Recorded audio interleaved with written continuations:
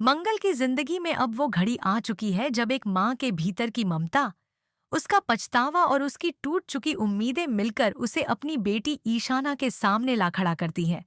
वर्षों तक एक माँ अपनी ही बेटी से दूर रही, अलग रही, हालातों ने उसे मजबूर किया या उसके खुद के फैसले गलत थे।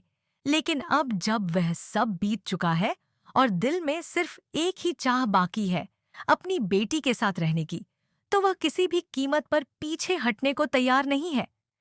वह ईशाना से माफी मांगती है, कांपती आवाज में कहती है कि अब तक मैं तुमसे दूर रही लेकिन अब नहीं, अब मैं तुम्हारे साथ ही रहूंगी हर हाल में। एक माँ की पुकार, उसकी नम आंखें और उसका टूटा हुआ आत्मबल दर्शकों को भीतर तक झकझोर देता है। वह चाहती है कि उसकी बेटी उसे माफ कर दे, उसे एक मौका दे, ताकि वह साबित कर सके कि वह आज भी उसकी माँ है और रहेगी। मंगल की यह भावनात्मक वापसी, हालांकि जितनी सच्ची है उतनी ही मुश्किल भी, क्योंकि इस रिश्ते के बीच अब एक और स्त्री खड़ी है, सौम्या।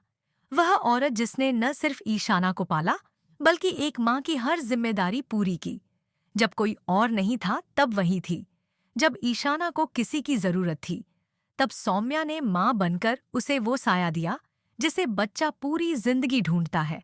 और अब जब उसकी ममता को चुनौती मिल रही है, जब अचानक वह माँ वापस लौट आई है जिसने जन्म दिया, तो सौम्या के भीतर का डर, उसका अधिकार, उसकी असुरक्षा सब एक साथ बाहर आ जाता है। वह बिना झिझक कहती है, मंगल तुम यहाँ नहीं रह सकती। यह घर अब मेरा और आदित्य का है और इसमें तुम्हारे लिए कोई जगह नहीं है। उसके शब्द सख्त हैं, मगर उसके पीछे का दर्द भी उतना ही गहरा है। वह जानती है कि अगर उसने आज कदम पीछे खींचा तो उसका वर्षों का रिश्ता खतरे में पड़ जाएगा। वही रिश्ता जिसे उसने बिना किसी लालच, बिना किसी अधिकार की लड़ाई के निभाया है। सौम्या का यह अड़ियल रुख, उसकी सख्ती, उसका गुस्सा, सब इस डर की उपज हैं कि कहीं ईशाना उसे छोड़ न दे, कहीं उसके दिल में अपनी माँ के लिए फिर से कोई कोना न बन जाए, जो अब तक सिर्फ सौम्या के लिए था। ईशाना इस पूरे घटनाक्रम में सबसे बड़ी पीड़िता बनकर सामने आती है। उसका दिल दो हिस्सों में बंट चुका है।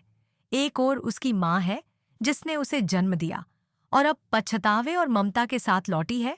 दूसरी ओर वह स्त्री है जिसने कभी उसे अकेला महसूस नहीं होने दिया, जिसने उसकी हर ख्वाहिश पूरी की, उसे माँ की कमी नहीं महसूस होने दी।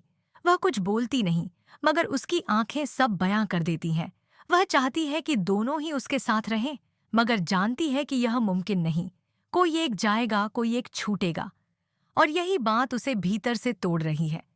मंगल बार बार कहती है कि अब वह अपनी बेटी को छोड़कर कहीं नहीं जाएगी, कि अब उसे उसका हक चाहिए, वह जो बरसों से खोया हुआ था।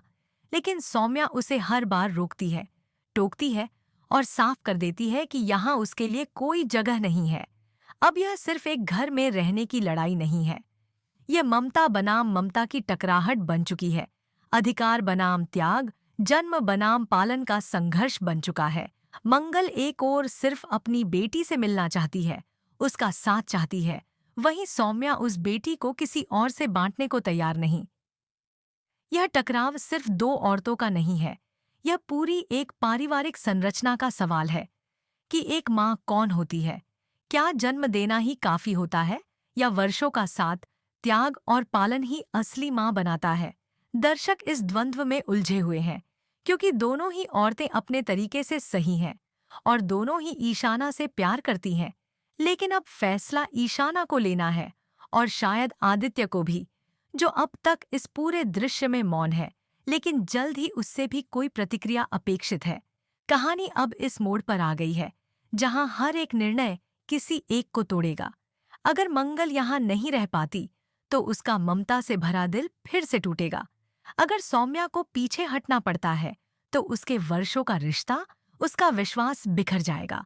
और अगर ईशाना को किसी एक को छोड़ना पड़ा, तो उसका दिल हमेशा उस अधूरेपन के साथ जीने को मजबूर रहेगा। अब देखने वाली बात यह है कि क्या कोई समाधान निकलेगा? क्या ममता के इस संग्राम में कोई समझदारी भरा मोड़ आएगा, या फिर यह परिवार टूट जाएगा और रिश्तों की ये उलझनें कभी सुलझ नहीं पाएंगी? दर्शकों की आंखें अब आने वाले हर पल पर टिकी हैं और दिल में एक ही सवाल क्या एक माँ अपनी बेटी के साथ रह पाएगी? क्या सौम्या अपनी जिद से पीछे हटेगी? और क्या ईशाना कभी फिर से पूरी हो पाएगी?